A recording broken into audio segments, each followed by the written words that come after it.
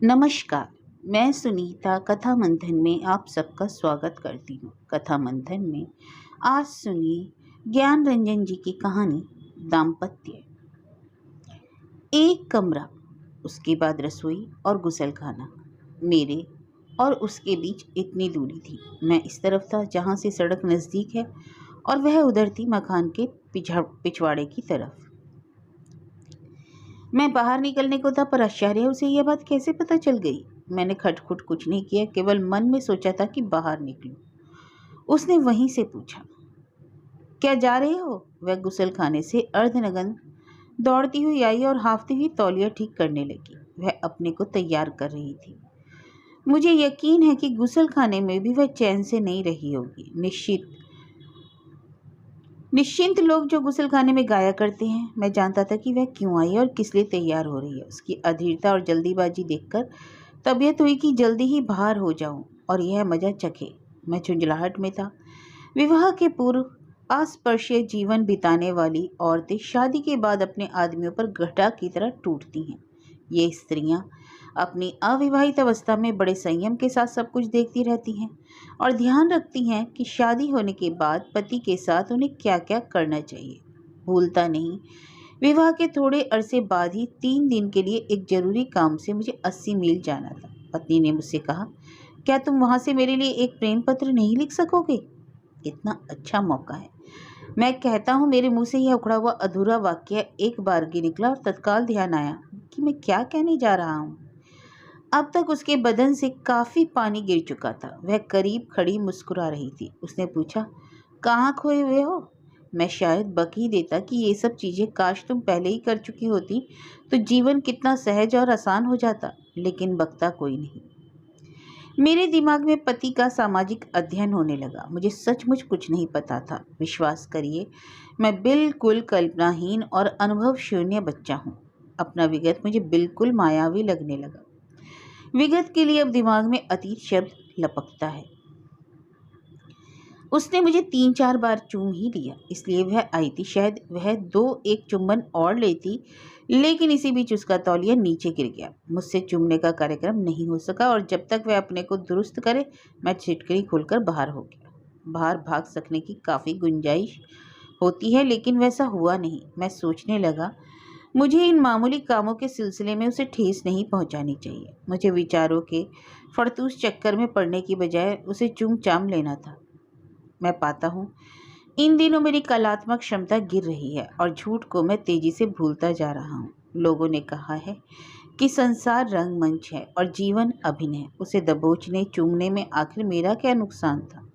इसमें बिदकने की क्या बात है? वह तो पालतू कुत्ते की तरह दुम हिला रही है और बेचैन हो रही है और मैं उसकी दुम उठाने लगा हूँ। मुझे एक मसल याद आई। बड़ी अम्मा कहा करती थी, घी दाए घोड़ न रिया है।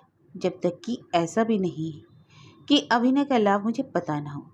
जिस दिन मैं उसे खुश कर देता हूँ, वह जूड़ा बनाती है और अच्छी खाने पीने की चीज़ें। असली बात यही है कि मेरी कलात्मक क्षमता घट गई और अब पहले जैसा जलवा नहीं रहा। पहले मैं 6-7 तरीके के चेहरे बना सकता था। अब चेहरे में कुछ पत्थर शामिल हो गया और मुश्किल से 2-3 तरह के चेहरे ही बन पाते हैं। अभिनय और कला का संबंध आत्मा से है। मैंने दृढ़ता से सोचा, मैं आत्मा की रक्षा करूंगा। मेरे अंदर उछल कूद होने लगी। मैंने उसे जरा सी बात पर ठेस पहुंचा दी। इस समय वह सुस्त लेटी हुई सोचती होगी। वह गुसलखाने से भागती हुई अपने पति को चूमने आई और मैं झल्ला गया। कोई नहीं कह सकता कि इस दृश्य में कहीं थोड़ी सी भी चिढ़ने वाली बात है।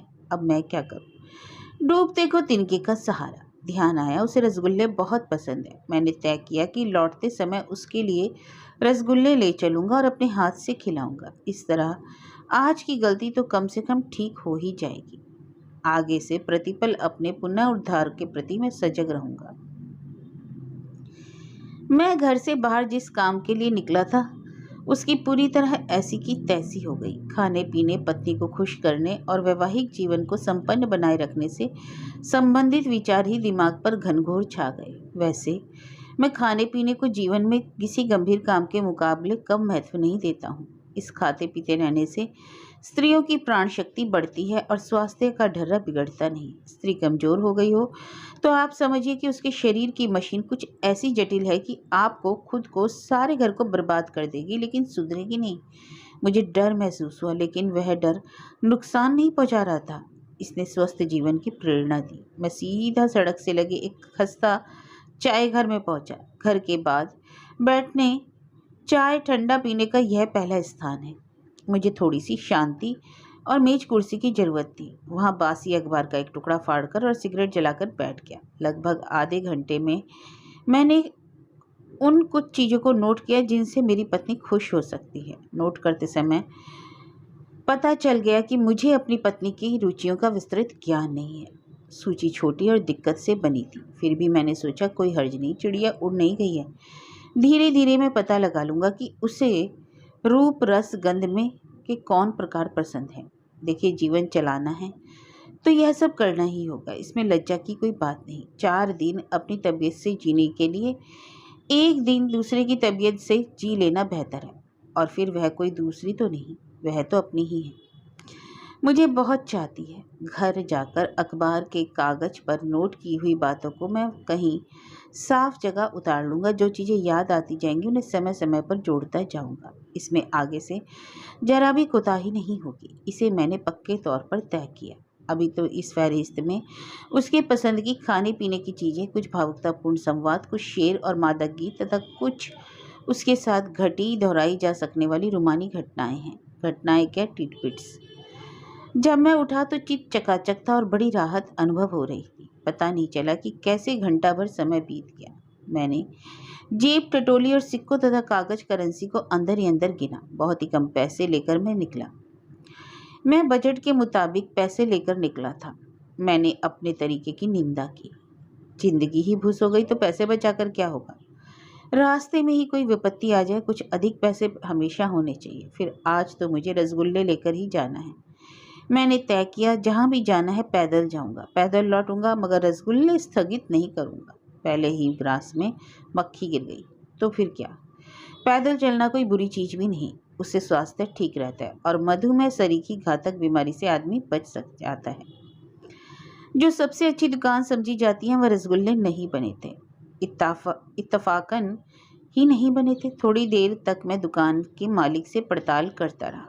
यह समझदारी की बात है, विशेष रूप से विवाहित पुरुषों के लिए, कि जहाँ भी जाएं वहाँ से पूरी सूचना प्राप्त कर ले, क्योंकि उससे भविष्य के लिए सुविधा होती है। मैं उतावला व्यक्ति हूँ। एक पल के लिए रसगुल्ले ना मिलने की वजह से मैं निराश हो गया। दूसरी दुकान के लिए मुझे 2 किलोमीटर लगभग जाना पड़ा। रास्ते भर धुकर धुकर होती रही। रसगुल्ले वहाँ भी ना मिले तो क्या होगा। मैं कुव्वत से ज़्यादा चल चुका। मुझे संदेह हुआ, थक जाने के कारण कहीं मैं रसगुल्ला स्थगित करके रिक्शा न ले लूँ। मुझे पता है कि शारीरिक तकलीफ बड़े बड़े निश्चयों को धकिया के एक तरफ कर देती है, लेकिन ऐसा नहीं हुआ। मुझ में लगन और विश्वास है। ऐसे लोग मुसीबतों से घबराते नहीं, सुख की तलाश करते रहते हैं और इंसानियत की गरिमा से पुते रहते हैं। मुझे रसगुल्ले मिल गए। हलवाई से कहकर खास तौर पर मैंने शीरा ज़्यादा डलवाया। कहीं पड़ा था, शीरा स्मरवर्धक होता है। और खुशी की बात यह बात मुझे बिल्कुल मौके पर याद भी आ गई। आजकल लोग इन बातों पर ध्यान नहीं देते, आमतौर पर इसलिए शारीरिक संबंधों में लोग जल्दी ही ढीले पड़ जाते हैं।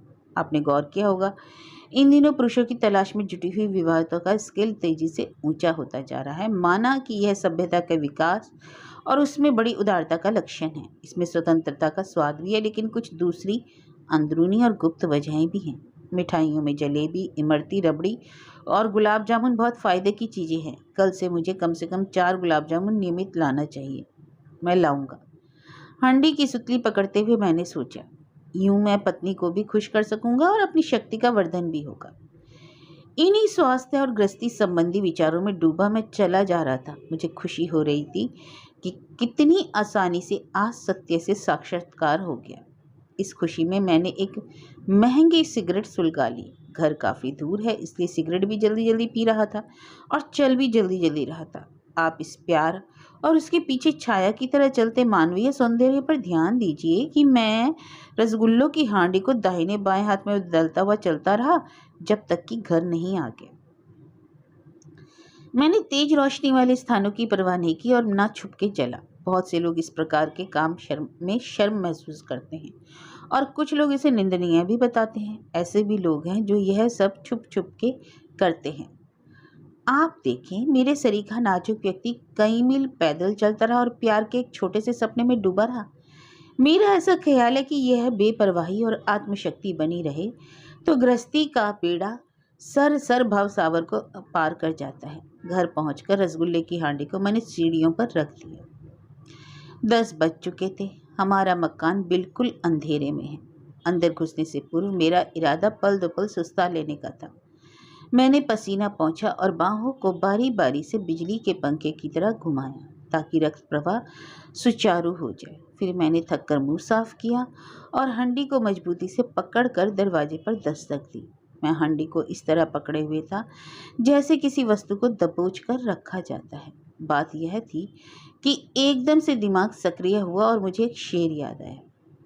सफीने ऐन दरिया के किनारे डूब जाते हैं, कहीं ठोकर लग गई तो सब चौपट हो जाएगा। अब मुझे यह भी ध्यान में आया कि रास्ते में हांडी को लेकर मैं सावधानी से नहीं चल रहा था और यह महज सौभाग्य है कि कहीं ठोकर तो नहीं लग गई।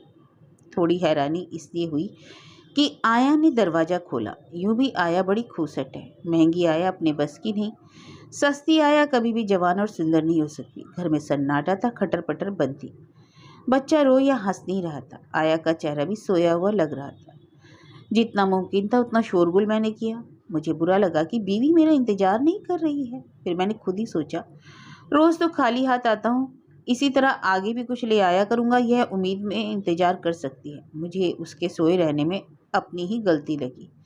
प्रतीक्षा संभावना में होती है, नाउमीदी में तो नहीं।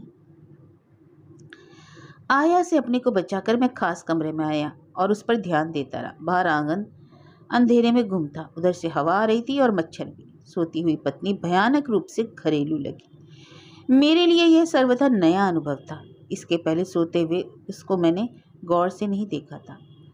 लगा वह थोड़ा बहुत भी समाज के काबिल नहीं रही। मनुष्य एक सामाजिक प्राणी है। बहुत भयानक ख्याल मेरे मन में आया। यह ख्याल कि अच्छा है मैं निराश और अकेला हो जाऊं ताकि खुद तो समाज के योग्य रह सकूं। हाय, ये छुटकारा जैसे बिजली कौंधी हो। लेकिन तत्काल मुझे निष्ठा प्यार के पिछले तमाम गर्मा गर्म सिलसिले याद आने लगे। मैंने सोचा, मुझे इस तथ्य को याद रखना चाहिए कि स्त्रियां ही जीवन को चलाती हैं। इसलिए मर्दों का यह धर्म है कि वे उनके साथ ठीक तरह से पेश आएं और उन पर अनावश्यक ना उखड़ा करें। बीवी अभी भी गाफिल है। मैंने सोचा, काश यह किसी दूसरे का घर होता। यह सोती हुई औरत मेरी पत्नी न होती और मैं एक चोर होता तो आज चांदी होती। चखने के उद्देश्य से हांडी से मैंने एक रसगुल्ला निकाला और खा गया। रसगुल्ला अच्छा था। अब उसमें 7 बचे हैं, बहुत हैं। मुझे विश्वास था कि मेरी बीवी जब उठेगी इन रसगुल्लों को देखकर दंग रह जाएगी। अभी थोड़ी देर पहले पत्नी को लेकर मेरे दिमाग में जो एक टुच्चा सामाजिक ख्याल आया था, तृप्ति ने उसको समाप्त कर दिया। मैं रुक नहीं पा रहा था। मैंने उसको जगाने का प्रयत्न किया। यह प्रयत्न बहुत कोमल था। वह करवट में थी। उसके मुंह से एक तरफ राल निकली हुई थी। ऐसा पाचन शक्ति की खराबी से होता है। वह कुनमुनाई लेकिन उठी नहीं। इसलिए उसने सुना नहीं होगा कि मैं उससे कह रहा हूँ, राल क्यों बहाती हो, लालची उठ रसगुल्ला खा ले। अब वह चित होकर इत्मीनान से सो गई। उसकी मुद्रा मर्दानों जैसी थी। स्त्री को इस तरह देखकर मन खट्टा हो जाता है। गनीमत हुई कि मेरा ध्यान उसके पायोधरों पर चला गया जो इस अनुपात में ब्लाउज के नीचे से झांक रहे थे। गोया बड़े भूले हैं। मैं शयन के मर्दानी दृश्य को भूल गया। मैंने कई बार उसे जगाया, हाथ से झकझोरा, सीटी बजाई। मैंने उसको जगाने के लिए एक और काम किया। स्त्रियां कितनी भी सुअक्कड़ क्यों ना हो, पर वे अपने विशिष्ट अंगों पर सपने में भी पहरा देती रहती हैं। इतने धैर्यपूर्ण व्यवहार के बावजूद वे जब नहीं उठी तो मैं भनभना गया। हाथों से उसे धकिया कर मैं खड़ा हो गया। जाओ जाओ, सोई रहो, उबलते हुए मैंने कहा। तबीयत कड़वी हो गई। रसगुल्ले निसार लगने लगे। मैं बड़बड़ा रहा था, दांत बीचकर बड़बड़ा रहा था कि आया मेरे मुंह से निकलने वाले शब्दों को सही रूप का से पता न लगा ले, तुम कभी किसी चीज़ का महत्व नहीं समझोगी। मैं ही सब तरह के जरूरी काम छोड़कर मीलों पैदल चलकर रसगुल्ले लाया, इसलिए कि इसे रसगुल्ले पसंद हैं, पर इसको किसी के दिल से क्या मतलब। तुम क्या कल्पना करोगे कि समाज में मेरी कितनी बड़ी हैसियत है, और मैंने उसे ताक पर रख दिया। वाह रे जीना। मैंने अपना माथा पकड़ा। मुझे लग रहा था कि मेरा चेहरा इस समय बुझते जलते मेंटल की तरह दुख दुख कर रहा है। वह निंदासी थी इसलिए, लेकिन उठकर बैठ गई। मुमकिन है उसने कुछ अधूरा सुना हो। वह डरी नहीं, उसने कौतूहल से मेरे चेहरे को देखा। शायद शायद उसे मेरे चेहरे पर गुस्सा नहीं मिला, क्योंकि वह जमाई लेने लगी। बस मेरे बकने का ताव और बढ़ गया। मुझे अपने दुख दुख करते चेहरे पर भी गुस्सा था। लोग जब देखो तब पूछ बैठते हैं कि तुम उदास क्यों। कभी कहता हूँ मार्टिन लूथर किंग की हत्या से मन बहुत गुमसुम हो गया, कभी कहता हूँ कोई आज दोपहर की निद्रा में ऐसा हो गया होगा, कभी उन्हें विश्वास दिलाता हूँ कि अप्रैल का धूल भरा मौसम। किससे कहूँ असलियत, किससे कहूँ असलियत है दिन भर रात भर सोती हुई यह औरत। मैंने उसकी तरफ उंगली उठाकर कहा। उंगली पिस्तौल की नली की तरह देर तक उधर तनी रही। पत्नी संभवतः उठने की तैयारी कर रही थी। मैं अपने हाथों को पीछे दाएं बाएं इधर हटाकर घूम रहा था। इसके पूर्व की वह बालों की क्लिप दुरुस्त करके उठ बैठे। मैं एक झपट्टे में हंडी के पास पहुंचा। तेजी से एक के बाद एक सा करके सारे रसगुल्ले निगल गया। मेरी समझ में उसके लिए यह काफी कठोर दंड था। खड़े होकर उससे पूछा, क्या बात है? मैंने उत्तर में कहा, भाड़ में जाओ, रसगुल्ले तुम्हारी किस्मत में नहीं तो मैंने अपनी किस्मत क्यों खराब करूं? वह अब तक सब कुछ समझ चुकी और लड़ाई कर रसगुल्लों का घाटा अनुभव कर रही थी। वह उठकर मेरे पास आई और मुझे पकड़कर फिर से चूमने की कोशिश करने लगी। मैं छटककर अलग हो जाता हूँ और वह फिर वहां पहुंच जाती है। अब वह मुझे गुदगुदाकर हंसाने का प्रयत्न करने लगी। उसके हल्केपन पर मुझे काफी आश्चर्य हुआ। आखिर मैं भी अपने गुस्से को कितना चला सकता था। गले में बांह डालकर उसने थोड़ा जबरदस्ती की और थोड़ी देर तक होठों को जहां कहीं जगह मिली रगड़ती रही। आज बहुत खा लेने से नींद आ गई, बस इतना ही। बात पर बतंगड़ क्यों बनाते हैं? मुझे छोड़ देने के बाद खड़े खड़े वह हंसी और अलसाई, फिर मुस्कुराई, जमाई लेते हुए पेंट्री की तरफ चली गई। 2-3 जगह उसके होठों से निकला थूक लग गया था। उसे रुमाल से पोंछते हुए मुझे कुछ ठंडा अनुभव होने लगा, दिमागी ठंडक। वह शीघ्र ही एक रकाबी में छोले लेकर आई। मैं इनकार करता जा रहा था और सोचता जा रहा था कि रसगुल्ले लाने के पीछे जो जीवन दर्शन या भावना मेरे अंदर काम कर रही थी, वही मेरी पत्नी में छोले तैयार करते समय तो नहीं थी। यह स्त्री चतुर है या प्रेमी, मैं सोच नहीं पा रहा था। उसने छोलों से भरा चमचा मेरे मुंह में लगा दिया। मैं थोड़ा नखरा किया, लेकिन दरअसल मैं तो छोले खाना चाहता था। फिर वह मेरे लिए पानी लाई। पानी पीने के बाद मैं सोचने लगा, मुझे सब्र करना चाहिए और रसगुल्लों को तैश में हड़प नहीं कर लेना था। मैं काफी देर तक अफसोस से भरा रहा। पास में ही रसगुल्ले की खाली हांडी पड़ी थी और उस पर चींटे लगने लगे थे। मेरे अफसोस का संबंध इसी हांडी से था। मुझे जांघ के ऊपर खुजली हो रही थी। मैं खुजाता जा रहा था और पक्का कर रहा था कि खुजाने के बाद पत्नी को प्यार करूंगा। उसके मजे का मैं बयान नहीं कर सकता, लेकिन मेरे लिए पत्नी को प्रसन्न कर देना सर्वोपरि था। अंदर से अचकचाकर खुजाने की क्रिया को समाप्त करके मैं दूसरे कमरे तक पहुंचा, जैसे किसी पशु ने खूंटे से अपने को तोड़ा लिया। अंदर एक सुगध सी अनुभूति थी। पत्नी शायद लैब की तरफ गई होगी। अब उसके लौटने की आवाज आ रही थी। मैं छुप गया और आते ही धोखे का मजा देते हुए अपनी बाहों में दबोच लिया। मैंने उसके साथ भिन्न भिन्न प्रकार की हरकतें की और जरा सा उसका चेहरा ताजा लगने लगा। मैंने उसे छोड़ते हुए कहा, तुम्हारे लिए अभी जाकर रसगुल्ला लाता हूँ। विभोर होकर उसने मुझे चिढ़ाया, नहीं, 11 बज चुके हैं, अब कल लाना, चलो सो जाए। थोड़ी देर बाद हम लोग एक दूसरे को अपनी अपनी कमजोरियों का परिचय देते रहे। फिर थकावट महसूस हो गई।